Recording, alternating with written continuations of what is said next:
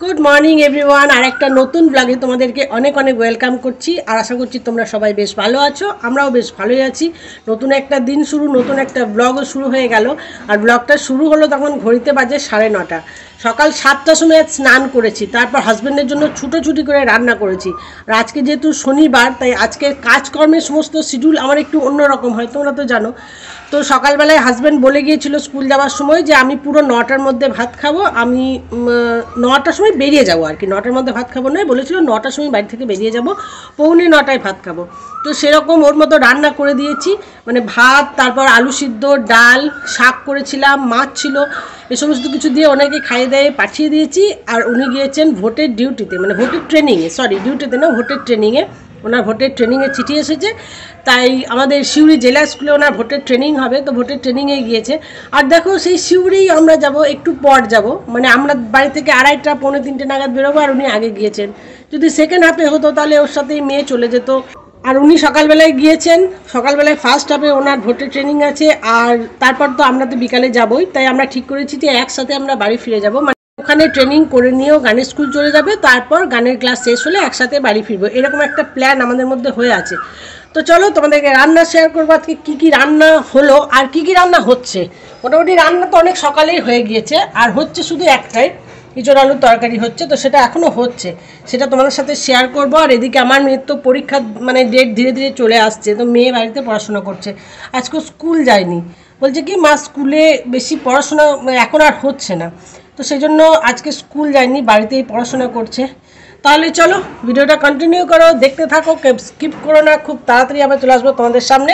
আর আপাতত তোমাদেরকে রান্নাটা শেয়ার করে দিই। এখানে দেখো রান্না করে চলে এসেছি, এই যে ইঁচড় আলু তরকারিটা হচ্ছে। ইঁচড় আলু সমস্ত কিছু আমি আগে সিদ্ধ করে নিয়েছিলাম, তারপর এই তরকারিটা করছি। এটা আমাদের বাড়িতে প্রত্যেকেই খেতে খুব পছন্দ করে।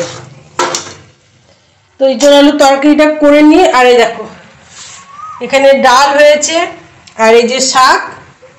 আর আমার হাজব্যান্ডকে ডাল, শাক আর আলু সিদ্ধ দিয়েছিলাম, আমাদের জন্য আলু সিদ্ধ নেই। আর এই যে মাছের টক, এটা গতকালকের ছোট মাছের টক, এই যে একদম আচারের মতো। তো এইটা দিয়ে আমার হাজব্যান্ড খেয়ে গিয়েছে। আর আমাদের একই রান্না, শুধু আলু সিদ্ধটা নেই, আলু সিদ্ধটা শুধু হাজব্যান্ডের জন্যই করেছিলাম। তাহলে চলো রান্না বান্না করি, তারপর গ্যাস পরিষ্কার করছি, তারপর তোমাদের সামনে এসে আবার কথা বলবো। তো বন্ধুরা এখন একটু ছাদে এলাম, আমাদের সবার খাওয়া দাওয়া হয়ে গিয়েছে, আমার মেয়ের, শ্বশুরমশাইয়ের, শাশুড়ি মায়ের এবং আমার, মানে সবাই খেয়ে নিয়েছি। তারপর সমস্ত রান্নাঘর ক্লিন করে নিয়েছি, সব যেগুলো ঢাকা দিয়ে যেতে হয় সেগুলো সমস্ত হয়ে গিয়েছে। আর তারপর একটু ছাদে এলাম, কারণ নিচে ওরা সবাই শুয়ে পড়েছে, আর আমার মেয়ে রেডি হচ্ছে শিউরি যাওয়ার জন্য। তো নিচে তো বকবক করে কথা বললে ওনাদের অসুবিধা হবে, সেই জন্য একটু ছাদে এলাম, ছাদে তোমাদের সাথে একটু কথা বলছি। আর রোদটা এত বেশি যে চোখের মধ্যে পুরো চোখগুলো ছোট হয়ে যাচ্ছে, দেখো মানে চোখটা যে খুলবো এইভাবে খুলতে পারছি না, চোখটা পুরো ছোট হয়ে যাচ্ছে। তাহলে চলো আমিও এখন রেডি হব। আসলে বাইরে কোথাও গেলে কি হয়, সমস্ত কিছু আমাকে গুছিয়ে যেতে হয়, যেহেতু বাড়ির সবটা আমি তো দেখি, আর আমি না থাকলে একটু আমার শাশুড়ি মায়ের অসুবিধা হয়, বয়স্ক মানুষ সবটুকু মানে সামলে উঠতে পারেন না। মাঝে একবার শরীর খারাপ হয়েছিল খুব, তারপর থেকে সবটুকু সামলে উঠতে পারেন না। আর যেহেতু মেয়েকে নিয়ে আমাকে যেতেই হবে, তাই আমাকে সমস্ত কিছু রেডি করে তারপরে যেতে হয়, এটা একটা অসুবিধা হয়ে যায়।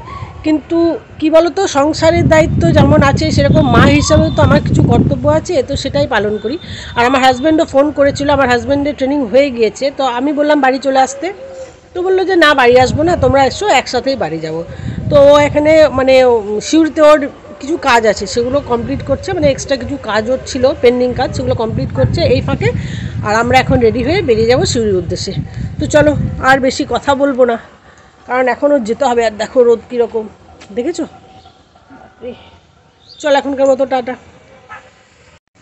তো বন্ধুরা আমরা এখন বাড়ি থেকে বেরিয়ে পড়েছি, যেহেতু আর আমাদের আর যাওয়াটা আমাদের দায়িত্ব, আসারটার তো কোনো দায়িত্ব নেই, কারণ ওর বাবা থাকবে শিউরিতে, তো ওর বাবার সাথে গাড়ি করে চলে আসবো। আজকে খুব গরম লাগছে। আর এই যে জুহু রাস্তাতে একটা কচি পাতা ঘুরিয়ে পেয়েছে, এখন বসন্তকাল, পাতা ঝরছে, তারপর নতুন নতুন গাছের পাতাও বেরোচ্ছে, এই আর কি। আর আকাশে মেঘ লেগে আছে, ভালোই বৃষ্টি হয়তো হবে, সেই জন্যই এত গরম লাগছে। তো চলো দেখি টোটো গিয়ে কোথায় পায়। আমাদের পাড়াতে যে বাড়িগুলো আছে সেই বাড়িগুলি ভারী সুন্দর, মানে ডিজাইনগুলো খুব সুন্দর। আর আমাদের পাড়াটা যেহেতু অনেকটা বড়, সাঁইথিয়ার 14 নম্বর ওয়ার্ড, বিবেকানন্দ পল্লী, তো এখানে অনেক সুন্দর সুন্দর বাড়ি আছে, এটা ঠিকই, কিন্তু সামনে একটা বাড়ি তোমাদের দেখাবো, যেই বাড়িটা আজ মনে হয় 10 থেকে 15 বছর ধরে তৈরি হচ্ছে এবং প্রত্যেক মুহূর্তে আমরা দেখছি যে কোনো না কোনো মিস্ত্রি লেগেই আছে। এই দেখো এই বাড়িটা বেশ ভালো, দেখতে খুব সুন্দর, কিন্তু এই বাড়িটাতে যখনই পেরোবে দেখবে কোনো না কোনো মিস্ত্রি লেগে আছে। এখনও যখন আমি ভিডিও করছি তখনও ভিতরে কিন্তু মিস্ত্রিতে কাজ করছে। জানি না এই বাড়িটাতে কবে মানুষজন আসবে, কবে বাস করবে। আর এই বাড়িটাকে পাশে রেখে সোজা দেখো সামনে আমাদের মোড়, তো সেই মোড়ে চলে যাচ্ছি। দুপুরবেলায় সমস্ত দোকানপাট বন্ধ। আর এখানে মোড়ে ঢুকেই দেখছি একজন টোটো দাদা পেরোচ্ছিলেন, তো ওনাকে জিজ্ঞাসা করাতে উনি যেতে রাজি হয়ে গেলেন, তাই চট করে টোটোতেও উঠে গেলাম। আমাদের সাঁইথিয়া শহরের সাইডে এরকম কিছু ডিজাইন করা আছে, যেমন ওই জায়গাটা দেখালাম তোমাদের, মা দুর্গাকে কাঁধে করে নিয়ে যাচ্ছে, ওটা আমার মেয়ের স্কুলের বাউন্ডারি। তারপর এখানে দেখো, এখানে আরও কিছু ডিজাইন করা আছে বিভিন্ন স্কুলের ড্রেস নিয়ে, যেমন সাঁইথিয়া হাই স্কুলের ড্রেসটা হলো ওপরে সাদা আর নিচের দিকে কালারটা ওই খাকির যে কালারটা হয় পুলিশের ড্রেসের সেই রকম, তো সেখানে সেরকম মূর্তি রয়েছে। আমার মেয়েদের উপরটা সাদা নিচেটা লাল, মানে বিভিন্ন জায়গায় সেরকমও আছে। তো দেখো এখন সাঁইথিয়া হাই স্কুল ক্রস করছি, আর সাইড দিকে কত সুন্দর গাছ লাগানো আছে দেখো। এখানে একটা শনি ঠাকুরের মন্দিরও আছে। আর এই যে সাঁইথিয়া উচ্চ বিদ্যালয়, স্কুলটা অনেকটা বড় রাস্তার একদম সাইডে। আর এই যে ঠেলাগাড়িগুলো দেখছো, সাঁইথিয়ার এই শনিবারের দিনে, মানে শনিবার দুপুরের পর থেকে 2টোর পর থেকে এখানে একটা ছোট্ট হাটের মতো বসে। আর এখানে বেশ কিছু অটোও দাঁড়িয়ে আছে। এই অটোগুলো কয়েকটা যাবে লাভপুরে, আবার কয়েকটা যাবে বোলপুরের দিকে। হসপিটাল মোড় পেরিয়ে গেলাম আর এখন থানার দিকে এগিয়ে যাচ্ছি। গ্রীষ্মকালের দিন দুপুরবেলায় দোকানপাট একটু বন্ধই থাকে, কিন্তু এখন যেহেতু ঈদের মরশুম, বিভিন্ন মানুষজন বিভিন্ন কেনাকাটা করতে আসছে, তাই দোকানপাটগুলো দেখছি অনেক দোকানই খোলা আছে, মানে মানুষ জামা কাপড় কিনছে, বিভিন্ন খাবার জিনিস কিনছে। আর এটা হচ্ছে সাঁইথিয়ার মেন রোড। এই মেন রোডের সামনে গেলেই বাঁ দিকে পড়বে সাঁইথিয়া পোস্ট অফিস এবং টেলিফোন এক্সচেঞ্জের অফিস।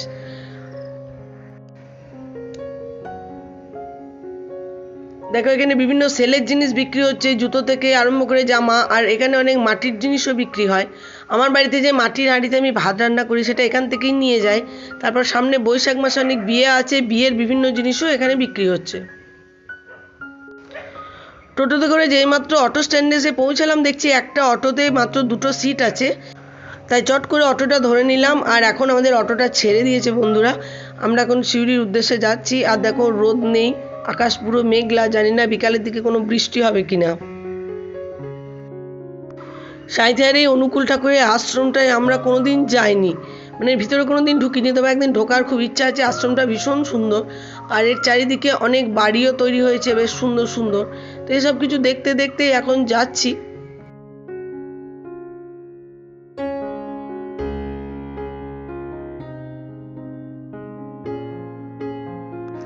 এই পুরো রাস্তাটার মধ্যে এই জায়গাটা আমার ভারী সুন্দর লাগে, একটু সিনেমা ফিল হয়, মানে সিনেমাতে ঠিক এরকম রাস্তা দেখানো হয়। আর বেশ কিছুদিন আগে যে ধান গাছগুলো লাগানো হয়েছিল সেগুলো ক্রমে বড় হচ্ছে, আর সবুজ রঙটা একটা অদ্ভুত ধরনের সবুজ, দেখো পুরো মনে হচ্ছে একদম সবুজ রঙের গালিচা পাতা আছে মাঠগুলোতে।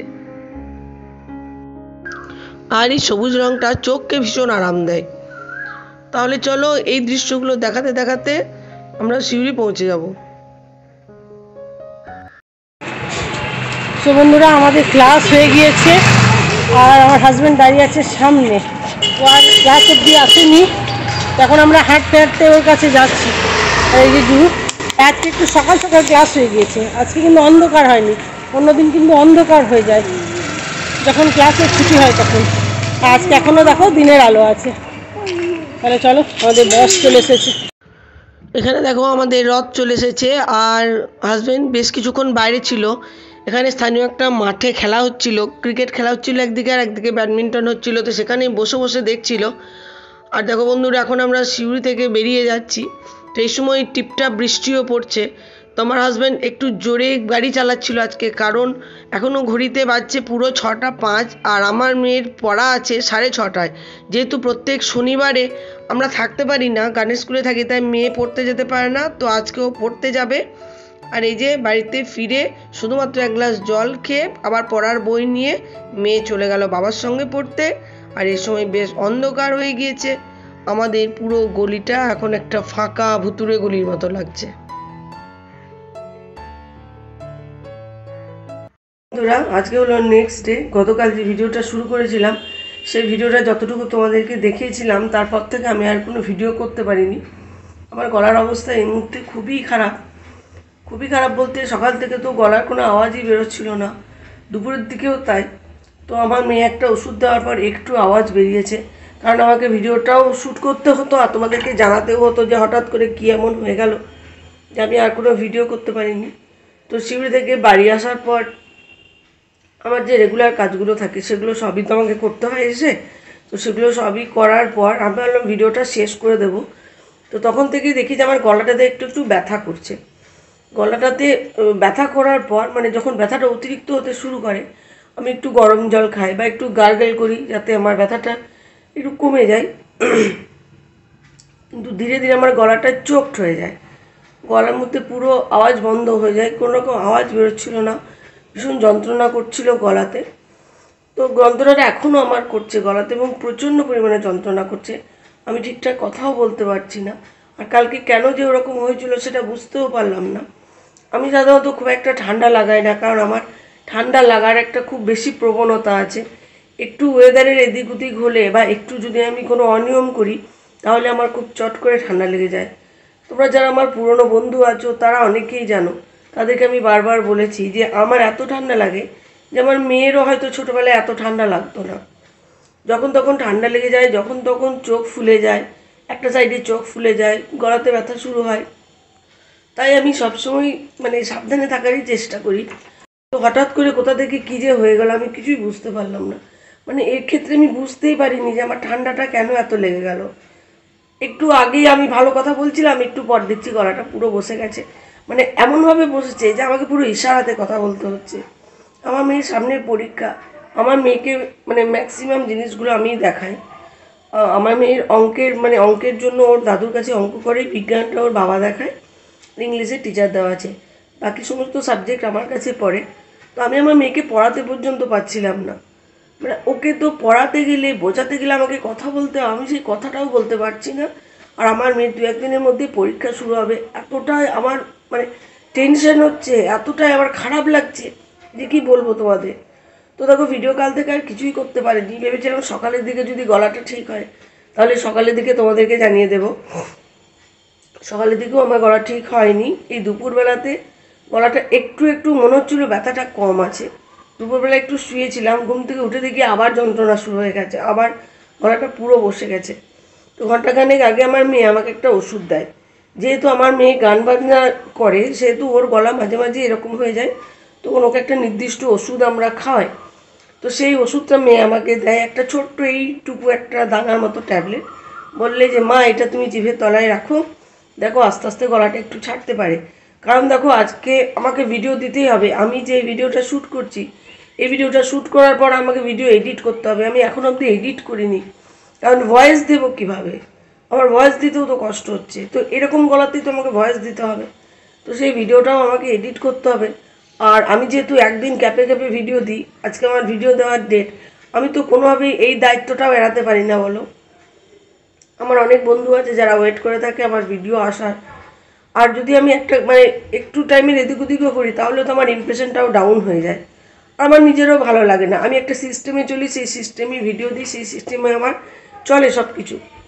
কিন্তু এইভাবে যে শরীর আমার সাথে বিট্রে করবে আমি সেটা একদম বুঝতে পারিনি।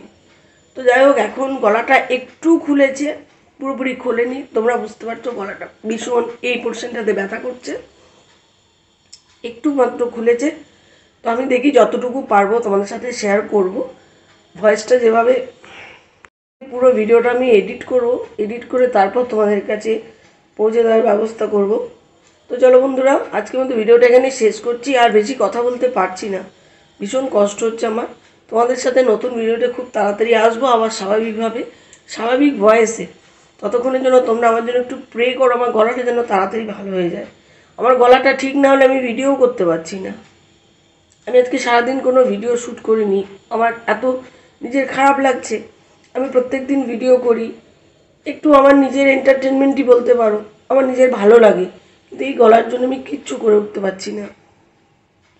তো দেখি আজকের দিনটা যদি গলাটা ঠিক না হয়, মানে যেগুলো ঘরোয়া টোটকা আছে সেগুলো করে যদি ঠিক না হয়, তাহলে আমাকে এটার জন্য ডাক্তার দেখাতে হবে। চলো আজকের মতো টাটা। খুব তাড়াতাড়ি দেখা হবে তোমাদের সাথে আবার একটা নতুন ভিডিওতে। ততক্ষণের জন্য সবাই খুব ভালো থাকো, সুস্থ থাকো এবং সাবধানে থাকো। জানি না কি হচ্ছে চারিদিকে, কিছুই বুঝে উঠতে পারছি না। তো দেখা হবে তোমাদের সাথে আবার একটা নতুন ব্লগে। ততক্ষণের জন্য সবাইকে টাটা।